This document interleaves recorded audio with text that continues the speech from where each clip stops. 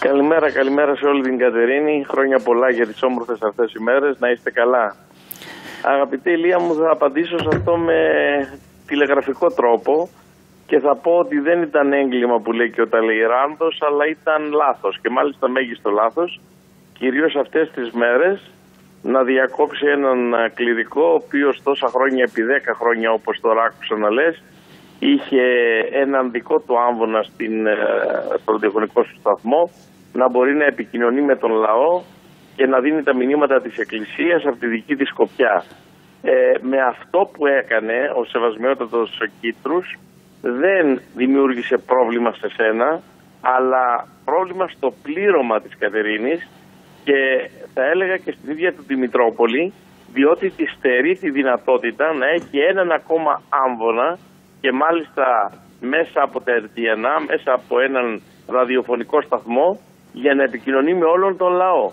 Άρα λοιπόν η Εκκλησία χάνει κυρίως από αυτό και δευτερευόντως ο σταθμός, διότι εσύ μπορεί να βρεις κάποιον άλλον άνθρωπο, έναν λαϊκό ηθεολόγο, ο οποίος δεν υπόκειται στους εκβιασμούς και στις πιέσεις της δεσποτοκρατίας, η οποία μαστίζει δυστυχώς ορισμένες Μητροπόλεις, ευτυχώς και όχι όλες, και να δώσει την δυνατότητα να ακούγεται ο λόγος του Κυρίου μέσα από τις εκπομπές τις ραδιοφωνικές.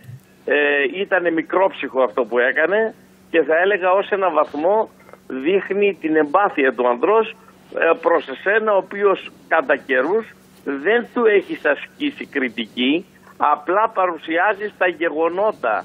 Αν δεν δίνει αφορμές ένας άνθρωπος, δεν τον σχολιάζουμε τη σημερινή εποχή.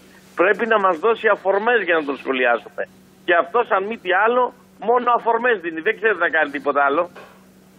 Μάλιστα. Αυτή είναι η δική μου γνώμη και η δική μου άποψη και νομίζω να μην σε στενοχωρεί, μπορεί ως άνθρωπο και ως αν φέρεις δημοσιογράφο με τόσα χρόνια καριέρας και τα λοιπά να σε πληγώνει, γιατί κανείς δεν λειτουργεί αυτό, ούτε το ανώτατο Σοβιέτ δεν έχει τέτοια συμπεριφορά.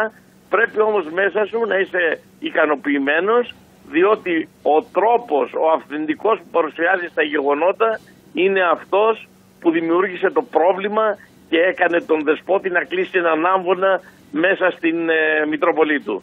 Διότι ο παπάς που ερχόταν και μιλούσε στο ραδιοφωνικό σταθμό δεν έκανε τίποτα άλλο παρά να ομιλεί τον λόγο της Εκκλησίας μας και βεβαίως δεν το λογόκρινες εσύ, μπορούσε να πει ό,τι ήθελε. Άραγε σε ποιον έκανε ζημιά ο πανέξυπνος Άγιος, σε ποιον προκάλεσε πρόβλημα? Στο χριστεπώνυμο πλήρωμα με αυτό που έκανε. Διότι αυτά τα οποία έλεγε ο πατήρ Ιωακήμ δεν τα έλεγε για να τα ακούς εσύ και οι άνθρωποι οι εργαζόμενοι σου, τα έλεγε για να τα ακούει το χριστεπώνυμο πλήρωμα.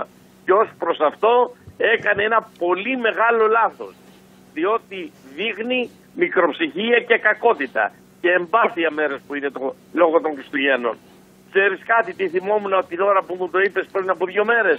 Ναι. Ότι συνήθως τέτοιες μέρες, αγαπητέ μου Ηλία, ο πρόεδρος της Δημοκρατίας, η πολιτεία δηλαδή, οι πολιτικοί άρχοντες, ακόμα και ακραίων καθεστώτων, δίνουν χάρη στους εγκληματίες και σε όσους φάλουν.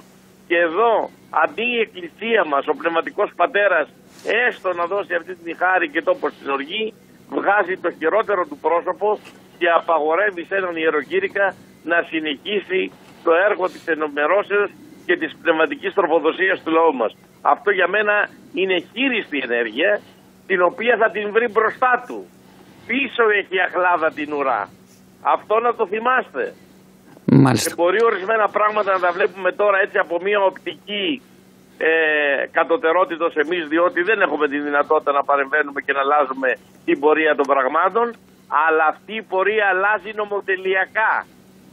Η πορεία των πραγμάτων αλλάζει με δάχτυλο του Θεού. Και όσοι δεν πιστεύουν στην παρουσία του Θεού έχουν πολλά πράγματα δει στη ζωή τους. Εγώ αυτό μόνο έχω να πω αυτές τις μέρες που είναι και θα το δούμε μπροστά μας. Λοιπόν, να σε ευχαριστήσουμε, Σωτήρη Τζούμα. Να πω τους φίλους ακροατές, δεν θα προχωρήσω στην διαδικασία των χαρακτηρισμών προσωπικά προς εμένα. Αυτό είναι μια άλλη ιστορία. Θέλω όμως να ευχαριστήσω αυτός που λέγει τέτοιες ανοησίες χαρακτηρίζει τον εαυτό του. Άνθρωπος κληρικός και μάλιστα επίσκοπος. που βγαίνει και λέγει σε αρχιμανδρίτου, του απαγορεύει καταρχήν να κάνει τα κηρύγματά του στον ευρωπαϊκό σταθμό. Και δεύτερον, χαρακτηρίζει τον ιδιοκτήτη δημοσιογράφο του σταθμού με χαρακτηρισμούς. Αυτό, με συγχωρείς, επιστρέφεται στον ίδιο.